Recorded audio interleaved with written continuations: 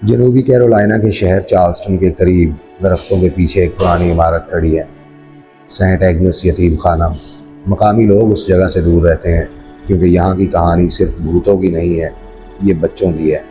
ऐसे बच्चों की जिनका कहीं कोई रिकॉर्ड नहीं। ये यतीम खाना 1912 में खोला गया था। शुरू में सब कुछ मामूल के मुताबिक लगता था, लेकिन 1950 की दहाई में रिकॉर्ड्स अजीब होने लगे। सरकारी दस्तावेजात में लिखा था कि यतीम खाने में 43 बच्चे हैं, लेकिन शहर के स्कूल के रिकॉर्ड बताते थे कि रोज़ाना 58 बच्चे सेंट एग्नेस से आते हैं, यानी 15 बच्चे ज़्यादा, जिनका कोई नाम नहीं, कोई पैदाइशी रिकॉर्ड नहीं। फिर गुमशुदगियाँ शुरू हुई। 1953 में एक लड़का थॉमस रीडिंग नमाज के दौरान गायब हो गया। फिर कुछ महीनों बाद एक और बच्चा, फिर एक और। लेकिन अजीब बात यह थी कि यतीम खाने में बच्चों की तादाद कभी कम नहीं हुई। हर बार जब एक बच्चा गायब होता, अगली सुबह एक नया बच्चा जाहिर हो जाता, खामोश, पीला, और रिकॉर्ड में सिर्फ लिखा होता न्यू अराइवल।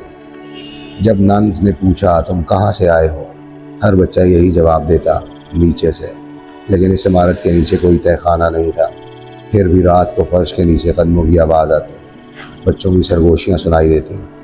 1957 की एक रात सिस्टर मार्गरेट ने सुना कि रात 2:13 पर बच्चे हॉल में चल रहे हैं। जब उसने दरवाज़ा खोला, सब बच्चे अपने बिस्तरों में सो रहे थे, लेकिन उनके पाँव कीचड़ से भरे हुए थे, जैसे वो कहीं ज़ेरे ज़मीन चल कर आए हों।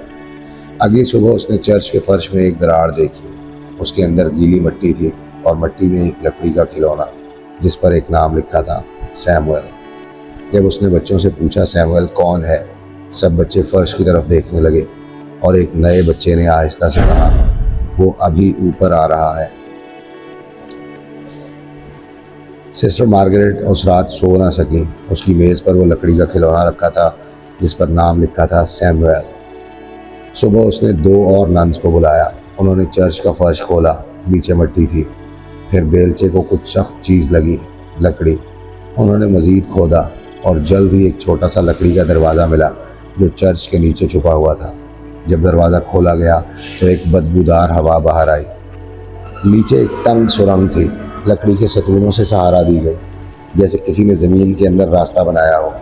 नीचे कीचड़ में सैकड़ों कदमों के निशान थे, छोटे नंगे पाँव के, जो सुरंग के अंदर जा रहे थे और वापस आ रहे थे। उसी शाम सिस्टर मार्गरेट ने बच्चों की गिनती की। रिकॉर्ड में अब भी 43 बच्चे थे, लेकिन बिस्तरों पर उसने 44 बच्चे गिने। एक नया लड़का कोने में बैठा था, चेहरा पीला, पाँव पर सूखी मिट्टी। उसने पूछा तुम्हारा नाम क्या है? लड़के ने जवाब दिया, सैमुअल। तुम्हें यहाँ कौन लाया? उसने फर्श की तरफ देखते हुए कहा, बाकी सब। कौन सब? नीचे वाले बच्चे ने। फिर वो हल्का सा मुस्कुराया। उन्होंने कहा, अब मेरी बारी है। उस रात नन्स ने सब दरवाजे बंद कर दिए, चर्च भी बंद कर दिया, सुरंग को दोबारा कीलों से बंद कर दिया। लेकिन आधी रात के बाद कदमों की आवाज़ आई, दरवाज़ों पर दस्तक, नीचे से, चर्च के फर्श के नीचे से। सुबह जब उन्होंने देखा, दरवाजे अब भी बंद थे, लेकिन सुरंग वाला लकड़ी का पैनल दोबारा खुला हुआ था अंदर से, और सैमुअल का बिस्तर खाली था। इसकी जगह एक और लकड़ी का खिलौना रखा था जिस पर एक नाम लिखा था, मार्गरेट। जब नन्स को वो खिलौना मिला जिस पर मार्गरेट लिखा था तो पूरे यतीम खाने में खौफ फैल गया, क्योंकि वहाँ सिर्फ एक मार्गरेट थी, सिस्टर मार्गरेट। चर्च ने फ़ौरन एक पादरी को चार्ल्सटन से बुलाया ताकि इमारत की जांच की जा सके। उन्होंने दोबारा चर्च का फर्श खोला और सुरंग तक पहुँचे, लेकिन इस बार सुरंग बदल चुकी थी। कदमों के निशान गायब थे, सुरंग का ज़्यादा हिस्सा ज़मीन के नीचे दब चुका था, सिर्फ एक तंग रास्ता बाकी था। सिस्टर मार्गरेट खुद नीचे उतरने के लिए तैयार हो गई। हाथ में लालटेन लेकर वो सुरंग में दाखिल हुई। सुरंग नीचे की तरफ जाती रही थी। फिर लकड़ी के सतून बदल गए, वो बहुत ज़्यादा पुराने थे, उन पर अजीब निशानात बने हुए थे। कुछ देर बाद सुरंग एक छोटे ज़ेरे ज़मीन कमरे में खुल गई।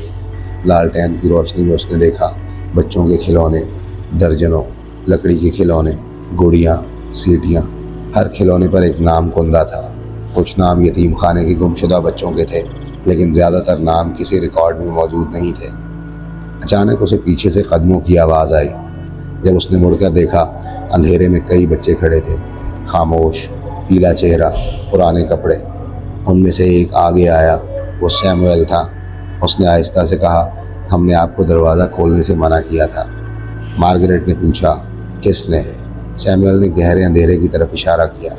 पहले बच्चे। अचानक ज़मीन हिलने लगी। गहरे अंधेरे से एक घसीटने की आवाज़ आने लगी, जैसे कोई बहुत बड़ी चीज़ ज़मीन के अंदर हरकत कर रही हो। सैमुअल ने कहा, वो आ रहे हैं। लालटेन बुझ गई और सिस्टर मार्गरेट कभी वापस नहीं आई। 1962 में यतीम खाना हमेशा के लिए बंद कर दिया गया। कई दहाइयों बाद 1998 में जब इमारत की मुरम्मत हो रही थी, मज़दूरों को चर्च के नीचे कुछ मिला। हड्डियाँ नहीं, सुरंगें नहीं, बल्कि दर्जनों लकड़ी के खिलौने। हर खिलौने पर एक नाम लिखा था। एक पर लिखा था सैमुअल, एक पर मार्गरेट, और सबसे नया खिलौना बिल्कुल ताज़ा लग रहा था। उस पर एक नाम लिखा था, विजिटर।